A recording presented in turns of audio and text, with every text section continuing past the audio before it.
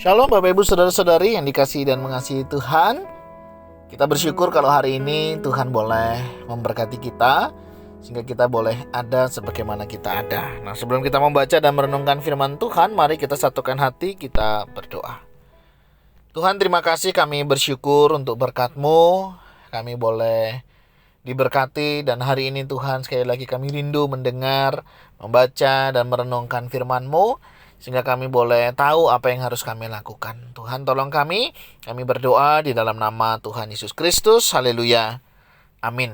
Bapak Ibu Saudara, hari ini kita akan belajar dari kitab Ulangan pasal ke-25 ya. Saya akan membacakan satu ayat dari pasal 25 ini, yaitu di ayatnya yang ke-16. Sebab setiap orang yang melakukan hal yang demikian, setiap orang yang berbuat curang adalah kekejian bagi Tuhan Allahmu. Amin. Demikianlah firman Tuhan. Mari kita merenungkannya. Bapak Ibu Saudara yang dikasihi dan mengasihi Tuhan, berbicara tentang hukum atau hukuman, tentunya ini bukan lagi sesuatu yang asing bagi kita. Karena sesuatu yang umum dan wajar ketika seseorang itu melakukan sebuah kesalahan dan ketika mereka harus menerima konsekuensinya ya. Tentunya ini menjadi sebuah pembelajaran bagi kita ke depan supaya menjadi lebih baik. Nah, Bapak Ibu Saudara, kenapa sih Tuhan itu kok memberikan hukum ya atau peraturan? Tentunya untuk menjadikan ya sesuatu itu menjadi lebih baik. Seperti misalnya bangsa Israel diberikan hukum ya supaya mereka mentaati hukum itu, mereka tidak melanggar. Artinya Tuhan sudah memberikan pertimbangan-pertimbangan ketika mereka melakukannya. Misalnya kalau kita membaca ya tentang kekerasan ya yang sewenang-wenang, kemudian tentang kawin dengan istri saudara yang telah mati, itu ada aturannya ya, ada hukumnya. Kemudian larangan berbuat biadab, kemudian sukatan dan timbangan yang benar, kemudian kejahatan-kejahatan yang ada. Bapak Ibu bisa bayangkan seandainya itu tidak ada aturan. Wah, betapa luar biasanya ya kehidupan dunia akan terjadi. Gak usah jauh-jauh lah, misalnya kita setiap hari melewati jalur lalu lintas. Seandainya ya begitu padatnya perjalanan tanpa ada yang mengatur, misalnya Pak Polisi yang mengatur atau rambu-rambu yang ada di jalan misalnya, wah itu pasti akan menjadi perjalanan yang tidak menyenangkan.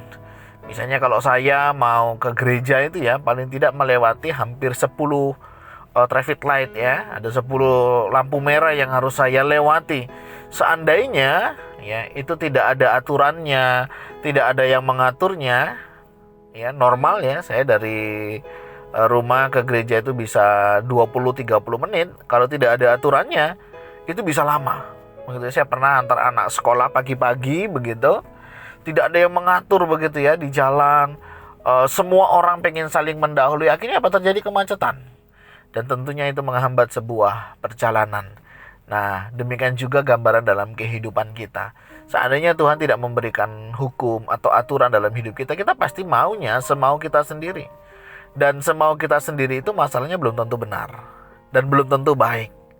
Ya, karena semua orang bisa beranggapan ya apa yang saya lakukan sesuatu yang baik dan benar, walaupun belum tentu. Oleh sebab itu, peraturan atau hukum itu penting untuk diberlakukan atau ditegakkan.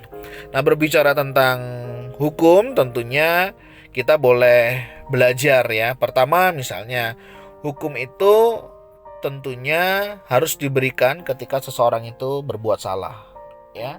Wajar misalnya kita melakukan sebuah kesalahan, ada konsekuensi yang harus kita bayar ya. Misalnya orang melanggar lalu lintas, mereka ditilang, sesuatu yang wajar. Jangan kita bilang polisi ini cari-cari. Enggak, itu memang sudah konsekuensi, harga yang harus kita bayar ya. Namanya kita melanggar hukum ya. Kita harus siap ya, ketika kita berbuat salah kita harus menerima hal itu. Dan ini adalah sebuah ketegasan dalam kebenaran, dan ini penting. Misalnya dalam keluarga, kita tahu ada yang salah, kan gak mungkin kita diam. Kita pasti akan ngomong, kita akan pasti menyampaikan, menyuarakan kebenaran itu dengan harapan apa? Supaya misalnya pasangan kita atau anak-anak kita tidak mengulangi kesalahan yang sama. Nah, ini penting ya. Dan yang melakukannya tentunya menerima konsekuensi. Ya bukan hanya hukuman ya. Pada saat pujian memang perlu diberikan, ya kita akan berikan. Tetapi tidak berarti ketika salah kita membiarkan begitu saja. Nah, yang kedua, kita juga harus melihat ya, hukuman itu harus sesuai dengan kesalahan. Itu penting. Kenapa?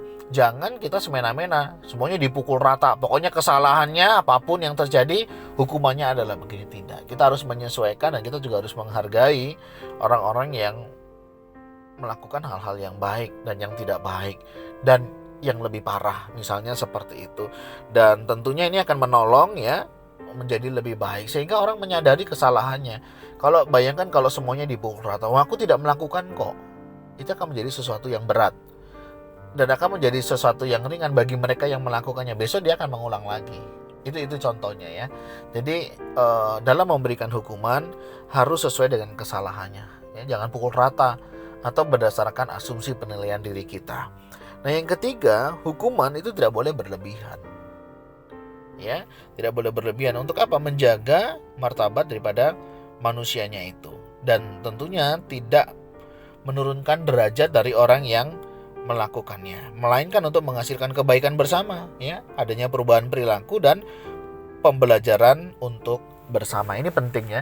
Jadi dalam pemberian hukuman, punishment seperti itu ya, harus disesuaikan ya, jangan serta-merta karena kita punya kekuasaan, kita punya segalanya, kita bebas melakukannya. Tidak ya. Sekali lagi, hukuman adalah salah satu cara untuk mendisiplin seseorang, untuk mendisiplin diri kita ya, supaya menjadi lebih baik. Dan tentunya harus disesuaikan, jangan semena-mena karena kita punya kekuasaan, kemampuan dan lain sebagainya. Pada akhirnya saudara, mari kita belajar untuk taat ya, sehingga hukuman tidak harus kita terima. Bisa gagal, bisa, tetapi kita terus mau belajar untuk taat. Tuhan memberikan itu karena Tuhan menyayangi kita. Dia tidak mau kita itu menjadi tercemar dan kita hidup terus di dalam dosa. Ya, sebagaimana kita sebagai orang tua tentunya tidak mengharapkan anak-anak kita hidup bebas sebebas-bebasnya. Hukuman kadang perlu diberikan sebagai efek jerah, sebagai pembelajaran, dan ini menjadikan lebih baik. Ya, walaupun dengan kadar yang berbeda-beda. Artinya apa? Antara kasih dan keadilan tetap perlu ditegakkan. Dan itu adalah harga yang harus dibayar ketika kita melakukan sebuah pelanggaran. Dan tentunya ada pujian bagi setiap kita yang melakukan kebenaran. Nah, semoga ini menjadi satu bagian dalam kehidupan kita sebagai keseimbangan hidup, dan tentunya untuk kebaikan bersama dan kehidupan kita yang senantiasa untuk boleh tetap memuliakan nama Tuhan. Nah, mari lakukan disiplin ya, penegakan ini dengan lebih baik, sehingga kita juga akan menjadi lebih baik dan tentunya lebih memuliakan nama Tuhan. Tuhan, kami berdoa dan mengucap syukur untuk peraturan yang ada. Biarlah ini juga menolong kami untuk kami boleh hidup sebagaimana seharusnya sebagai anak-anak Tuhan. Dan kami rindu kami boleh tetap hidup dalam kebenaran firman-Mu dan melakukan kehendak-Mu.